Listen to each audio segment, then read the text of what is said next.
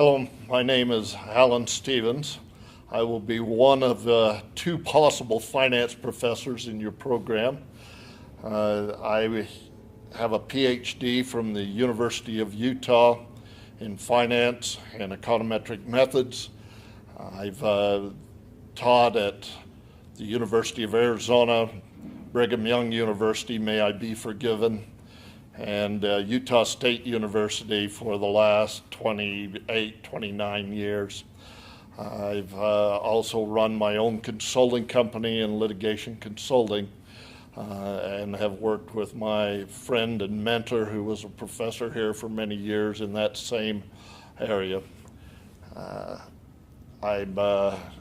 Hobbies, I've been used to play softball a lot. The college used to have its own team. We won several city championships. I'm too old to do that now and too slow to do that now. Now my major hobby is I shoot. I know that's not political, but I do competitive shooting. My wife and I are home alone now. I have 4 children. I've got one who's a research scientist at UW. I've got another who's a mother in Tucson. I've got a daughter who's finishing her entomology degree, a master's degree here at Utah State, and my son runs restaurants. The class you're going to take is BA 6420.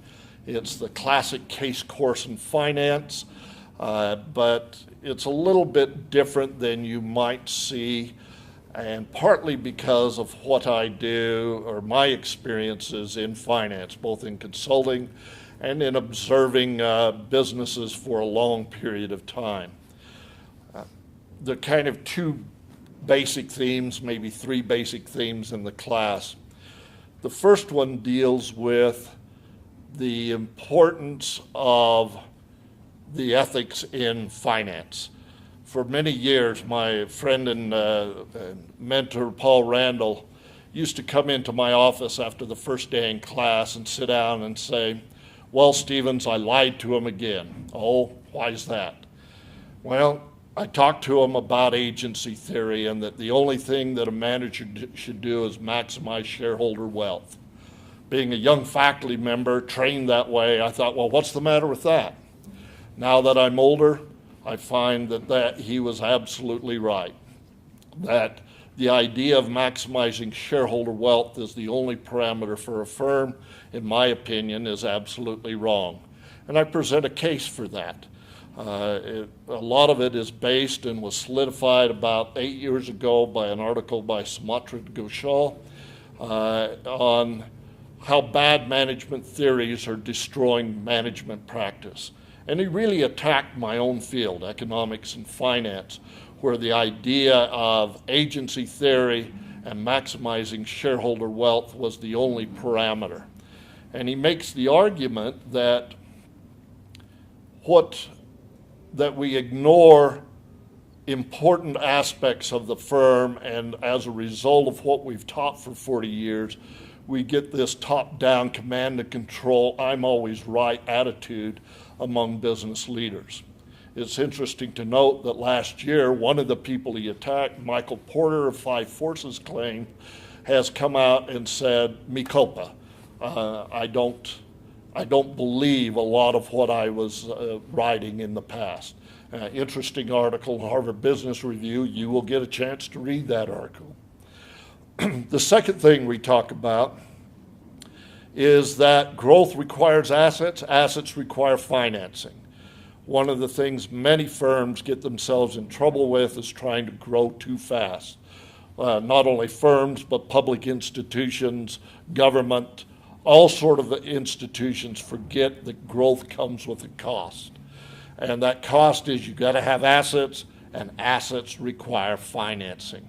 So we spend the first part of the class looking at how cash flow is really important to firms and why that small increases in assets, either intentional or unintentional, can have huge problems for the firm. Lastly, we look at issues of capital structure, cost of capital, and we spend just a small amount of time on that because in my view, you as managers will not get to those sorts of decisions until a little bit later in your career. The goal of the course is to make you a practical financial manager. It's my opinion that if you go into a firm as a financial manager and you've never been on the plant floor, you've never seen how the sausage is made, that you are not much of a manager. If you don't understand your product, if you don't understand something about operations, marketing, management of individuals, how can you be a finance manager? And so I emphasize that you really need to understand how your product's made, how it gets to market, before you can make decisions as a financial manager. The course is focused around cases. I recognize that many of you come into the course without a lot of finance background. So I mix and match. I have some fairly simple cases that either myself or friends of mine or even my professors wrote. For undergraduate courses, it gives you an introduction to ideas, and then we hit a major Harvard case and we see how the issues play out in those problems. You do have a fair amount of reading. There is a couple of group projects that you will work on.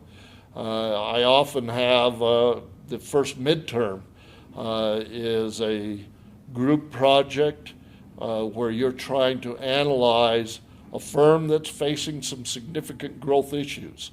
The final exam is an individual project, and there is a group paper that you will work on. The group paper is tied with a simulation.